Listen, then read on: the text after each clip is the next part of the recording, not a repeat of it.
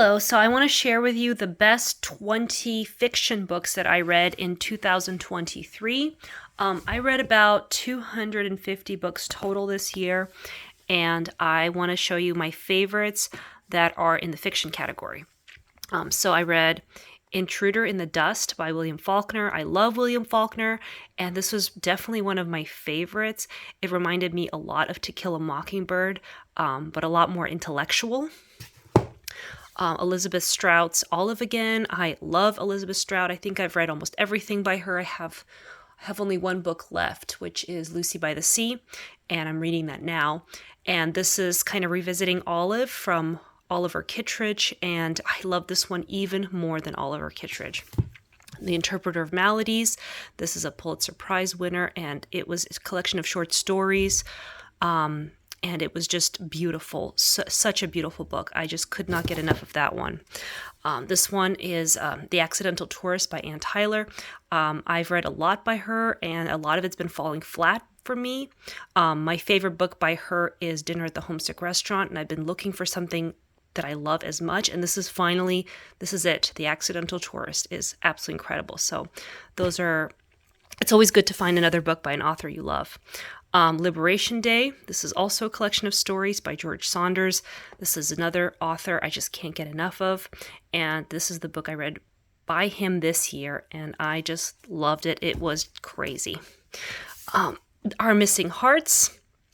This is the third book she has written, and I loved it. It was a lot like a combination of 1984 and it was pretty crazy. It was almost like 1984 in today's time. It was an emotional read, but it was beautiful. I read Blindness, and I love this book. This was a very crazy kind of sci-fi book. What if everybody just went blind, and what would happen to our world? What would happen to our society if everyone went blind? And it was pretty amazing. Lessons in Chemistry. This is probably one of the more fun, easy books I read this year, and it wasn't perfect, but I loved the story, and I just recommend this book to everyone.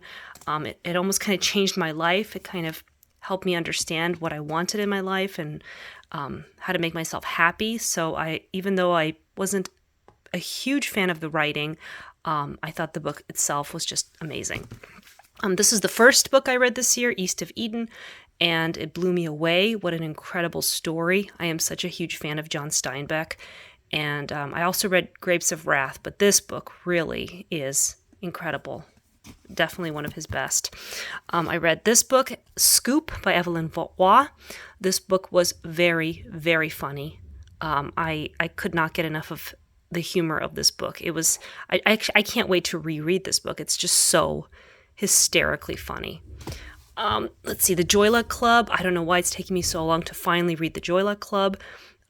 It's a collection of stories by immigrants from China, and they're all kind of connected. So there are various people within this club that talk about their experience, and it was just amazing. I love this book so much. This one is Snow by Orphan Pamuk, and he won the Nobel Prize for his literature, and this book was just amazing.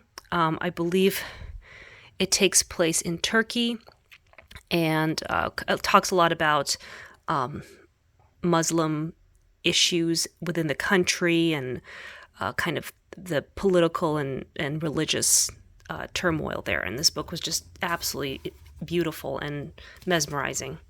The World According to Garp. This was one of my favorite books from when I was a teenager, and I finally reread it, and still amazing.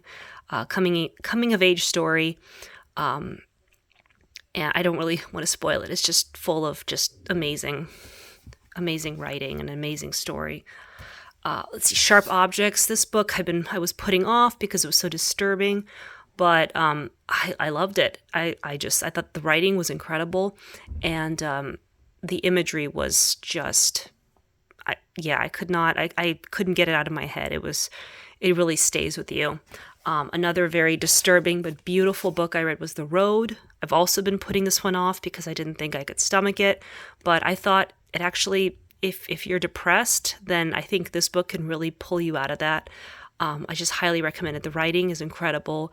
The story is just shockingly incredible. The beauty of parenting, the beauty of positivity, and enjoying life. Let's see.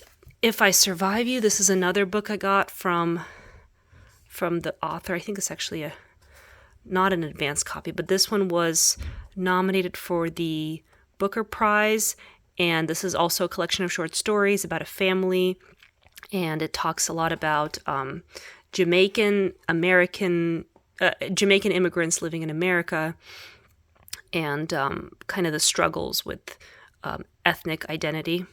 And I really enjoyed that one. It had a really interesting edge to it. Stoner by John Williams. This is a classic, and it was amazing, about a professor living in a college town, and that's all there really is to it. But the story is just, I couldn't put it down. It was amazing. The Collected Stories of Gabriel Garcia Marquez. I love this author so much, and this collection of short stories was absolutely amazing. I loved it so much. A lot of stories having to do with death and aging, and very magical. I guess it's hard to explain. You kind of have to read it. A lot of magic involved. My Brilliant Best Friend. This book, I feel like everyone who's read it loved it. About two girls growing up in Italy, and they're both brilliant girls. And this is book one of a series, and I don't even know if I want to jump into the other two yet. Or I think there's three. There's four of them. No, four books. So I don't know if I'm ready to start the other one, because I'm still kind of emotionally recovering from this one. But these two brilliant girls who are coming from very different backgrounds and various educational hurdles that they have to overcome to figure out their lives. And this book is just amazing. And then finally, I got this one from the author. This is an advanced reader's edition. Catherine Center. I love her love stories. This is the second book I've read by her. I love The Bodyguard, and I know she has one coming out next year. I can't wait to read it. She just really gets love, or at least the way I see love. And her writing really speaks to me. I'm not a big fan of romance, but every time I read one of her books, I am just hooked. So I highly recommend Catherine Center. Thank you for watching.